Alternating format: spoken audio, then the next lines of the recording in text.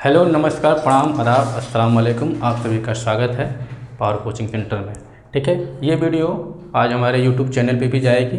ठीक है, तो आज हम लोग पढ़ रहे थे कक्षा 10 में हम लोग पढ़ने वाले हैं पूर्ण आंतरिक परावर्तन। चलिए आइए हम लोग समझते हैं पूर्ण आंतरिक परावर्तन क्या होता है। ठीक है ना, देखिए एक होता है सघन, हम लोग अब पहले पढ़ चुके थे अपवर्तन परावर्तन, उसमें सघन से विरल में जाती है, विरल से सघन में जाती है।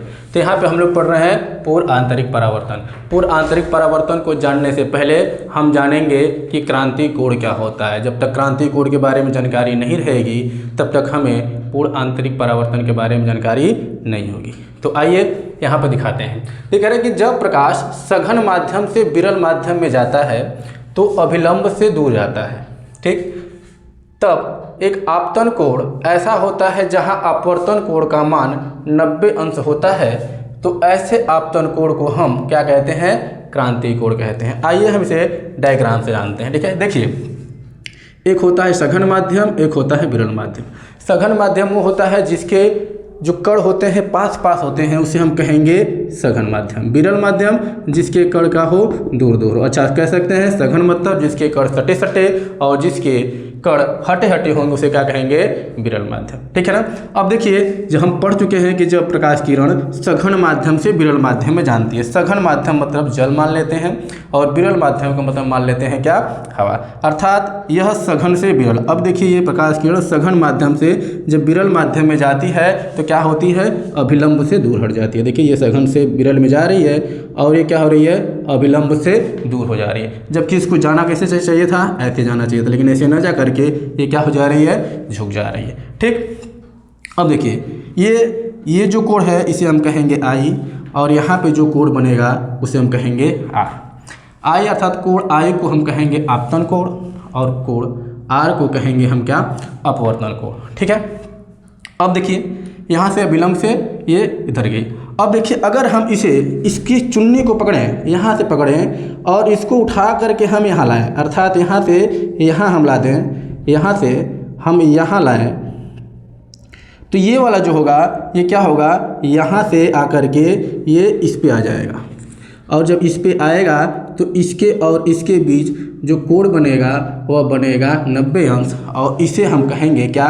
क्रांति कोण। देखिए यही जो हम समझाए हैं आपको वही चीज़ें हम आपको यहाँ पे लिखे हुए हैं कि जब सघन माध्यम से विरल माध्यम में, जब प्रकाश सघन माध्यम से विरल माध्यम में जाता है तो ये अभिलंब, जो अभिलंब है ये अभिलंब से क्या होता है? दूर जाता है, जबकि जाना चाहिए था इधर और आ रहा है इधर, अभिलंब से दूर जाता है।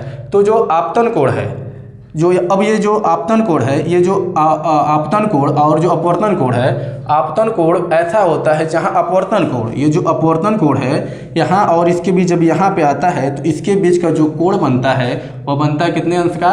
90 अंश का। ठीक है, तो अब हम लोग यहाँ तक समझ लिए कि जब यहाँ पे आएगी तो ये क्या हो जाएगा?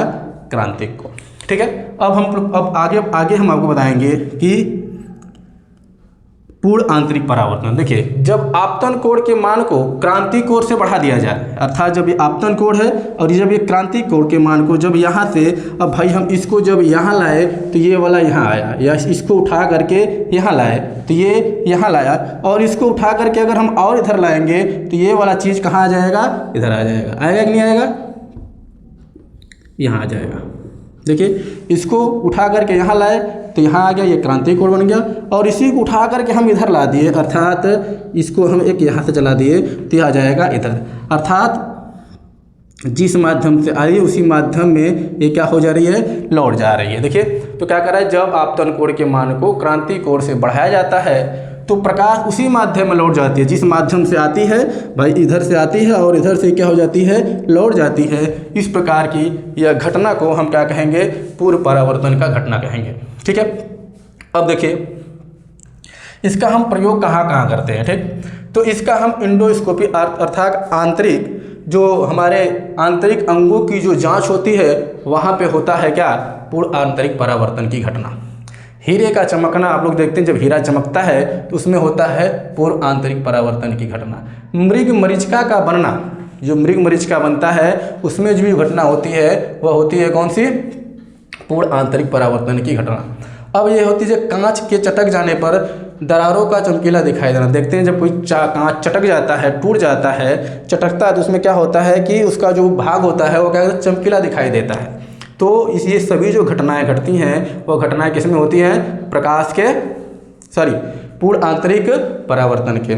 ठीक है, पूर्ण आंतरिक परावर्तन का घटना कहाँ से होता है? तो पानी से हवा, अर्थात ये जो सघन था वह जल था और ये जो विरल था वह कौन सा था?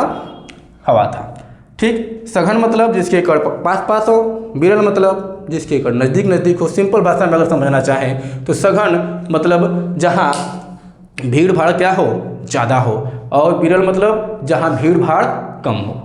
ठीक है ना, जैसे आप लोग देख रहे हैं कि अभी मुगलसराय में क्या बन रही है? 6 लेन बन रही है। तो 6 लेन मुगलसराय से लेकर के पड़ाव तक बन रही है। तो अगर हम ये कहें कि मुगलसराय से अगर हम आएँ, पड़ाव से हम आ रहे हैं सुभाष पार्क तक, तो क्या है?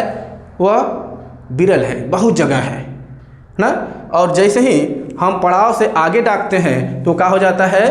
सघन हो जाता है, बहुत भीड़ वाला एरिया मिलेगा। ठीक है ना, तो ऐसे आप समझ सकते हैं सघन को और विरल को। ठीक है, अगर यहाँ तक आपको कोई दिक्कत हो तो कमेंट करें, उसके बाद हम मिलेंगे नेक्स्ट वीडियो में। तब तक के लिए नमस्कार।